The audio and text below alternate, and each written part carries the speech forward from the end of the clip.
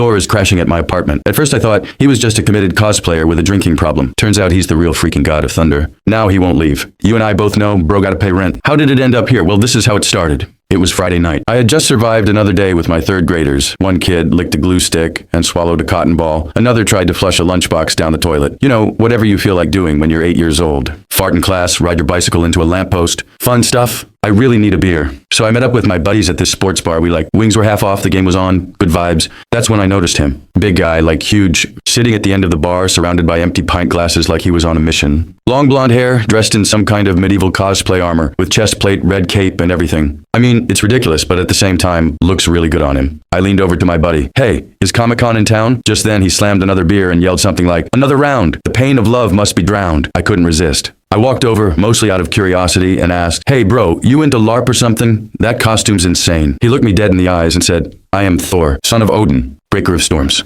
protector of Midgard. I've seen drunk guys at this bar think they're Batman, but this one was next level." I laughed and said, "All right, Thor, son of Odin. You want me to call a Uber? Unless there's a portal or something, I don't think you should drive, buddy." He stared off into distance with a sad look on his face. "Jane broke up with me. I have no place to go." For a moment, he looked lonely and brokenhearted. I honestly felt bad, so I said, "Look, you can crash at my place tonight. Couch is yours if you want." He looked at me and nodded. "You are a kind soul. I shall repay your generosity." So I drove. He rode shotgun in my Honda Civic. We went home. Next morning, I woke up groggy, headed straight for the coffee, and nearly screamed because this 6'5" Viking was laying on my couch, shirtless, wrapped in my throw blanket instead, watching Netflix on TV and eating a cold slice of pizza from the fridge. Without batting an eye, he went, "I didn't know they made a whole movie about me and my coworkers." He's watching Avengers Endgame. Then he pointed at Captain America with a smirk. "Ah, Rogers. Always skips leg day. Gotta get on him about that if he wants to be worthy." I blinked, then asked, "All right, man, who are you really? Off the record." "I'm serious." He turned to me, completely serious. "I am Thor, son of Odin, god of thunder." I gave him that teacher look, you know, the one that says, "Try again or I'm calling your parents." He sighed, stood up, and walked to the balcony. What happened next? I'll never forget. He held up his hand and boom, the sky exploded. Lightning cracked down, striking the dumpster behind my building. I'm pretty sure I heard a cat screaming and something collapsed. The air smelled like burnt hot dog wrappers. I had to turn off the smoke detectors. And in his hand, glowing like a beacon, was a hammer. I dropped my coffee mug and said, "Oh my god." He gave me a grin. Just drop the "my." This is real. He is Thor. Trust me, I totally think this is awesome. I mean, my roommate can summon storms from my apartment, change weather to our likes. Part of me was like, I'm doing the universe a solid. That's cool, right? But on the other hand, the guy just ate 6 eggs, half a chicken, all the leftover pizza, and all my cereal. I don't even have milk for my coffee. If he eats that much every day, we're gonna need more eggs and toilet paper, possibly a second fridge. I mean, the rent isn't paid in glory and lightning bolts. I wish it is, but it isn't. Life is too real. So I mustered my strength inside of me and decided to be the adult here. "Listen, it's cool if you want to stay here, but you gotta pull your weight." He looked at me with the most sincere face. "I always pull my weight, man. I love to pull my weight." I said, "Okay then, we will split the rent, Wi-Fi, and utilities. Maybe chip in for the groceries too?" "Of course. Great. Let's find you a job," I said with the authority of an experienced third-grade teacher.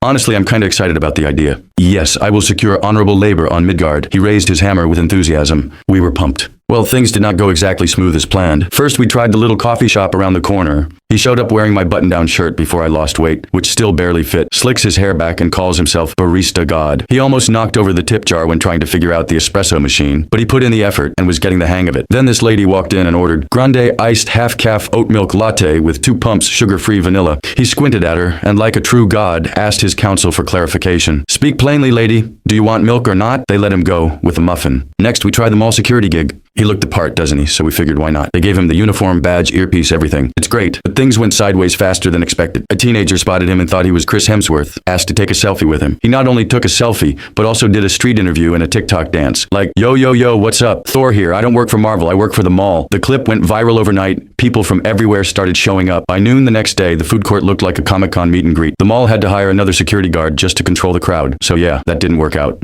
Back at the apartment, both of us defeated. Sitting on opposite ends of the couch, we stared into space. "Maybe you're just not built for customer service." I said, "No, I crave battle, not caramel latte." He clenched his fists, then suddenly it hit me. I sit up and go, "Wait, you lift ridiculous weights, you yell with passion, you love giving dramatic pep talks. You should be a personal trainer." He turned his head slowly. "You mean command others to grow stronger, conquer their limits, to shout again until they collapse in sweat and triumph?" "Yes," I said. "Exactly." We locked eyes. "I could lead mortals to glory," he yelled out loud. We both jumped up and high-fived each other. My lamp fell over. It was a glorious moment. So first, we got him a basic gym outfit. Tight black tee, joggers, sneakers, even threw in a towel for the trainer aesthetic. Then we snapped a few photos and built a solid trainer profile for him online. It's looking pretty good. When it comes to bio, he insisted we put down Thor Odinson, strength coach. Motivation level, thunderous. Honestly, kind of worked. I posted on a few local Facebook groups. You know, those neighborhood pages where people argue about parking and recommend dog groomers. And boom, first client Linda. 56, wealthy, wears diamonds to yoga. She showed up to her first session with a fresh blowout, a designer water bottle, and a $500 yoga mat. Thor greets her like he's announcing a royal tournament. Lady Linda, prepare thy glutes. She broke out giggling like a teenager. Turned out, he was built for this. He wasn't just yelling stuff like one more rep. No, he understood body mechanics like a precision machine, corrected her squat form like a physics professor. He showed her a better way to stretch, using a tree and a resistance band. But here's what shocked me the most. He nailed the emotional side of the job. Right in the middle of lunges, he looked at her and asked, "My lady, what is your fondest childhood memory?" Linda blinked, caught off guard.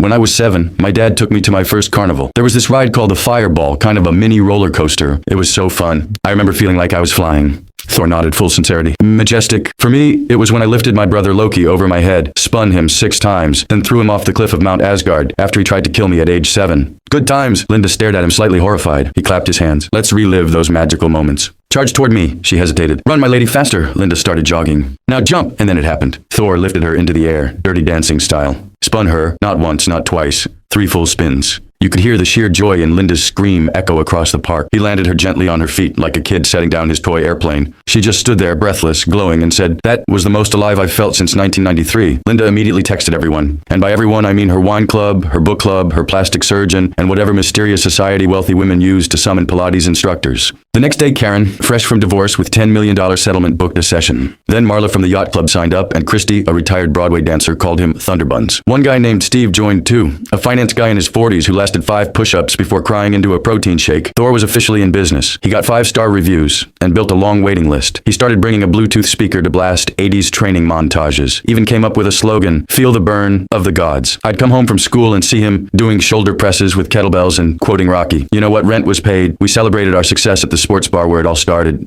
So one night we were eating lasagna and watching Beast Games. And Thor went, "You know, I enjoy helping people get stronger, but I feel like there's something more meaningful I want to do. Something with purpose." I nodded mid-bite. "You want meaningful? You should come to my school. I'm a 3rd grade teacher. I promise you, those kids will humble you fast." He leaned in, curious. "Do they play dodgeball?" The next day, I talked to our principal, Mrs. Rodriguez, nice lady, ran the school like a tight ship with glitter glue and passive-aggressive post-it notes. She set up an interview with him. Thor showed up to the front office wearing a navy blue polo shirt, tight on the arms, obviously, long khaki pants, white sneaker, and a whistle around his neck. Like a badge of honor. He sat in one of those tiny visitor chairs, his knees basically above his waist, while Mrs. Rodriguez examined him like he was a substitute math teacher with a questionable resume. She adjusted her glasses, clipboard in hand. "So, Mr. Thor, do you have any experience working in PE?" Thor gave her a polite smile and said, "Not directly, but I've trained with the elite royal guards of Asgard, led countless battlefield drills with Asgardian army, and fought side by side with Tony, Steve, Peter, Bruce, you know, all those guys. Sounds like you have quite some military experiences. Are you a veteran?" "I haven't decided yet. I'm taking a break from saving the world type of situation, for now," he said. "Okay, so do you think you can draw from your battlefield experience and use that knowledge to work with the kids in our school?" "Oh yeah, absolutely. Right. He's had extensive experiences in leadership, team-based coordination, and tactical fitness training. He can teach the kids so much." I couldn't resist to chip in. Ms. Rodriguez scribbled something on her form, nodded slowly. "Let's start on Monday then." 8 a.m. Monday, right on the clock, the gym doors burst open like someone summoned a Marvel movie. The God of Thunder marched in like he's parting the Red Sea. One kid whispered, "I think he trains my mom." Before anyone could ask questions, he blew the whistle. "Rise, young warriors. It is time to test your limits. Let the trials of Midgard begin." He had them run laps to warm up while he jogged backward. "You've got legs, warriors.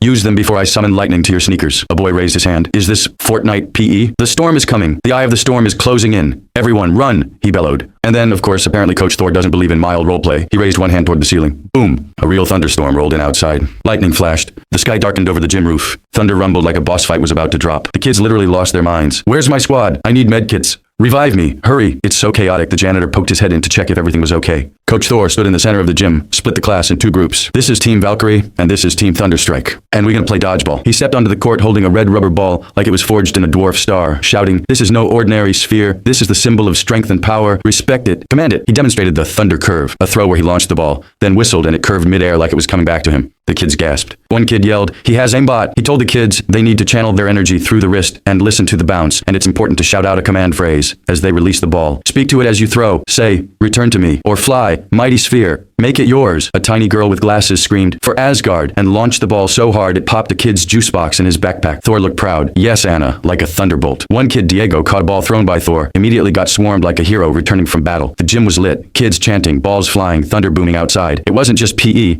it was training for war. The kids never had this much fun at school before. They couldn't wait for the next PE class. Within 1 week, Coach Thor became a legend. He wasn't just a substitute PE teacher anymore. He was a full-blown myth walking the school halls. The kids were obsessed. They made him friendship bracelets. They brought him cookies. One drew a picture of him flying over the school riding a giant dodgeball. Even the troublemakers, the hallway wanderers, the recess rebels, started behaving better. Why? Because Thor didn't yell at them. He gave them nicknames like Ragnarok, challenged them to push up battles, and told them, even Loki can choose to be great. The art teacher made a sketch during recess. It was a full pencil portrait, Thor surrounded by kids, holding 2 dodgeballs and striking a superhero pose in front of the jungle gym. The lunch lady gave him extra chicken nuggets. She slid them onto his tray with a smile and a wink. Even Mrs. Rodriguez, who normally ran the school like DMV with crayons, admitted in the teacher's lounge, he's surprisingly effective. But the biggest change? Thor himself. He started coming in early, cleaning up the cones after class. One day at lunch, when he's eating the huge plate of chicken nuggets, he said, "You know, I fought monsters, saved planets, but this job makes me feel good. Like I found a purpose I didn't know I was missing," and I could tell he was happy. I mean, the god of thunder crash-landed into my life with a beer gut and heartbreak. Neither of us knew what to do at first, but after some trial and error, we somehow made it work. Then, of course, peace never lasts long when you're friends with a god. Just when things were perfect, the sky turned red. One morning, Thor looked like he'd eaten a lemon. Usually when he got up, he would have wolfed down half of whatever food was in our refrigerator and looking for more, then start his jump rope or whatever workout routine. But today, he didn't do any of that. Like he'd seen a ghost, or worse, the end of a really bad Netflix series. He took a deep breath and finally said, "I had a vision." His voice was lower than usual, like he was about to tell a secret in a whispering cave. It was Odin. Yeah, Odin. And even though he's moved on, I still hear his voice in my head, like a really bossy ghost from the past. I leaned in, curious. Thor rubbed the back of his neck, a little embarrassed but also kind of proud. See, Odin's not just some ancient king. He's still talking to me, reminding me of my duty and my powers. That old god's got a way of sticking around, like a really persistent pop-up ad. He shot me a look, all serious. And that's when I saw it. This vision. Odin showed me that Loki's up to something. He's stolen Odin's sword, like swiped right on the most powerful weapon, and teamed up with Surtur, the fiery demon. Fire and chaos are coming, and I gotta bounce. The news spread fast. Thor was leaving. Kids whispered and groaned, faces falling like puppets with their strings cut. Teachers looked at each other, all knowing this was a big deal. Thor wasn't just the PE coach anymore. He was the heart of the school, the hero in sweatbands. The kids, of course, got an instant idea. A farewell party. Not just a quick bye, but a full-blown hero send-off. They made posters, drew pictures of Thor flying over the jungle gym with lightning crackling behind him. They signed a giant card that read, "Thanks for being our hero." Thor couldn't say no. "One more day," he said, rubbing his jaw. "Let's make it a good one." The kids cheered so loud the janitor almost knocked over a trash can, and the teachers caught smiles behind their serious glasses. It was going to be legendary. The big day finally arrived. Kids jittered with excitement, and a few snuck in tears, clutching their handmade posters and friendship bracelets. Thor stood in the middle of the gym, giving a farewell speech. His voice was lively, teasing, full of that signature bro swagger. "Listen up, my mighty warriors," Thor boomed, flashing his signature grin. "I've battled dragons, wrestled giant rats, and somehow survived my embarrassing family feud. But you, all of you, you're the real heroes. You are brave? I'll be back, don't worry. And next time I'll bring even bigger lightning. The trick is, remember, respect the sphere, channel your energy, and never forget, you're all worthy." Just as the kids erupted in cheers and clapped, the sky outside suddenly turned a sinister shade of red, like a warning sign in a superhero cartoon. Thunder roared overhead, and a dark, fiery figure loomed on the horizon. Surtur's massive silhouette emerged, flames licking around him, and leading right behind him, Loki smirking, twirling his staff, as if he owned the whole storm.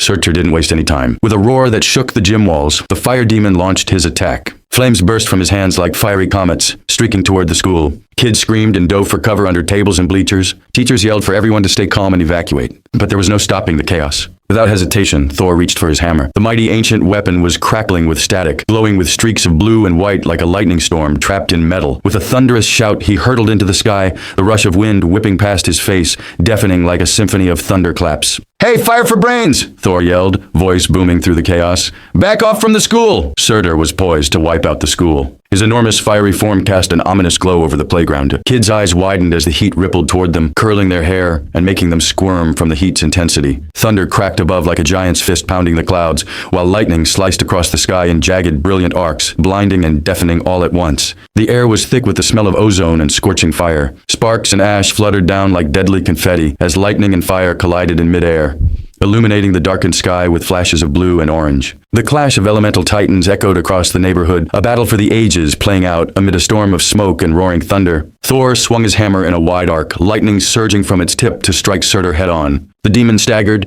his fiery form flickering like a dying flame. But Surtur wasn't done yet. With a snarl, he launched a fresh barrage of flames, the heat so searing it seemed to singe the very air. Thor dodged and weaved, his hammer whirling, striking back with bolts that cracked the sky. The battle raged on, a dizzying blur of sparks and roars, two titans locked in a dance of destruction and power. Below, the kids watched in awe, eyes wide as saucers, hands pressed to their mouths to hold back gasps. Each lightning strike and fiery blast drew cheers and shouts, as if they were watching the most epic superhero movie come to life. "Go, Coach Thor!" they chanted, bouncing on their toes, faces glowing in the flashes of the battle above. "You got this!" For them, this wasn't just a fight, it was a clash of myths, a story they'd tell for years to come, a legend brought to life. While Thor and Surtur tore through the sky, I caught sight of Loki slipping into the school disguised, clutching Odin's sword like a secret weapon. My heart skipped a beat. Immediate fear crept in. Was he here to get the kids? To cause trouble? I felt the rush of adrenaline, tension tightening every muscle. Are the kids in danger?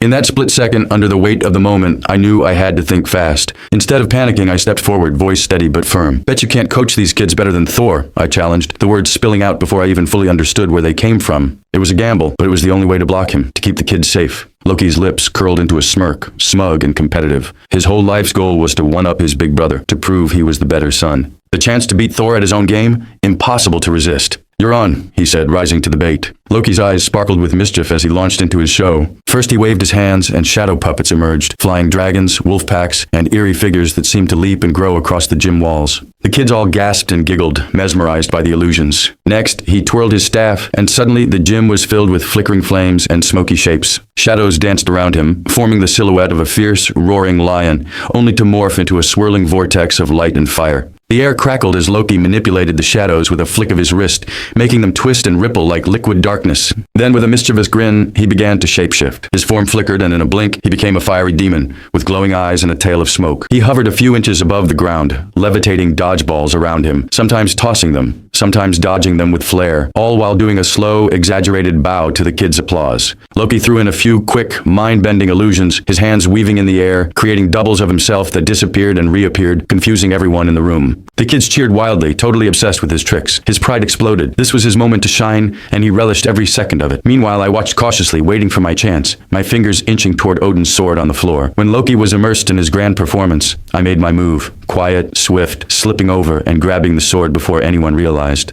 I darted through the chaos of the gym, clutching Odin's sword like a lifeline. My heart hammered in my chest. This wasn't just a weapon, it was a symbol. I pushed open the door to the cafeteria, then my feet hit the stairs, racing up to the roof where I could get it out of Loki's reach. The rooftop was a wild expanse of metal and sky, and I burst through the door, eyes scanning for Thor. "Over here!" I shouted, waving the gleaming blade. I ran to the edge, ready to hand him the sword and get out before Loki caught wind. Suddenly, a shadow flickered across the roof. Loki appeared, grinning mischievously, eyes narrowing. "Not so fast," he snarled, raising his hands dramatically. Magic crackled around him, shimmering and swirling, trying to freeze me in place, or worse, snatch that sword right out of my hands. But I wasn't about to give up so easily. I leaped, adrenaline surging through my veins, and launched myself across the gap between two sections of the roof. The wind howled around me, and for a moment I felt like I was falling, flying away from safety. My fingers scraped the edge of the rooftop, nails digging into the metal as I hung there, suspended in a heartbeat of panic. Loki's voice boomed from behind. "You can't escape that easily." His magic surged again, tendrils of glowing shadow shooting out like deadly snakes,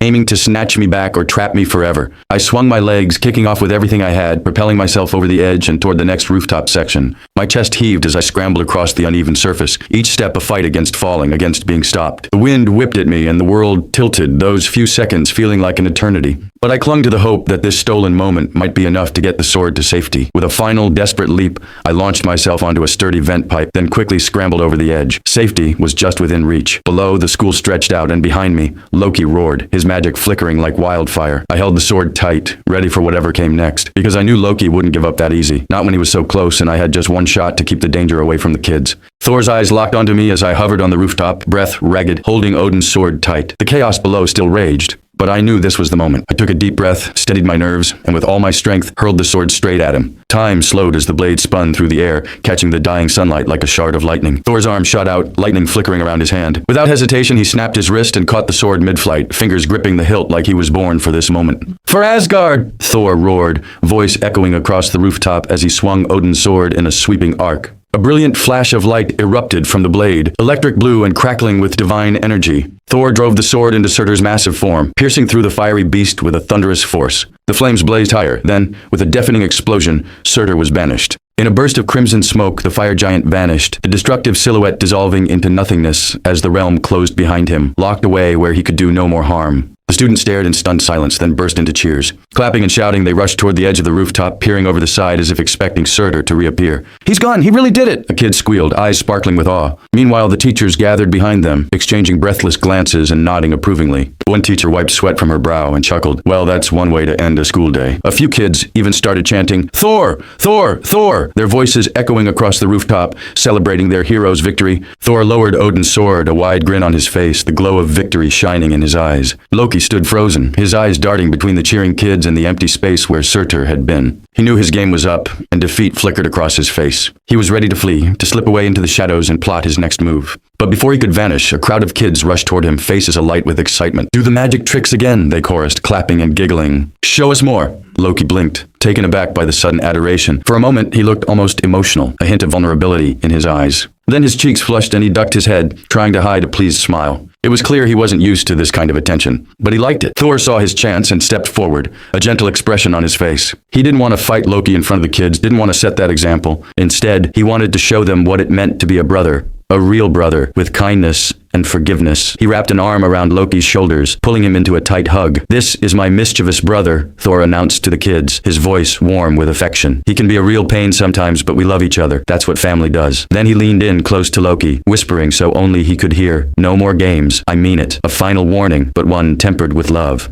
Loki's lips quirked into a smirk, and he met Thor's gaze with a glint of understanding. Then, with a snap of his fingers, he vanished in a swirl of green mist, leaving behind a group of awestruck kids and a brother who knew that, while the mischief might not be over, they'd always have each other's backs. As the dust settled and the last whispers of green mist faded away, Thor turned to the crowd with a broad, genuine smile. He looked at all the kids, their faces glowing with excitement and awe, then up at the sky where he knew he'd soon fly off. "Hey," he said, voice full of warmth. "I gotta say, these past 3 months, they've been the best time of my life. Seriously, thanks for letting me be your friend. I've loved every minute of it." He winked at the kids, then directed a thankful nod toward me. "You're the best roommate. You've been the real MVP." He took a deep breath, a bit emotional himself now. "I promise I'll come back to visit. More lightning next time. Remember, you're all champions. Always keep that little sparkle inside of you." With that, Thor gave a final wave, his hair billowing in the breeze as he launched into the sky, a streak of lightning-like brilliance. The kids watched, eyes wide with wonder, waving as he soared higher and higher until he disappeared into the clouds. I stood there, tears prickling at my eyes, a little overwhelmed. Some of the most unforgettable adventures are not just about battles or magic. They're about the moments that make our hearts feel bigger, brighter, and ready for whatever comes next.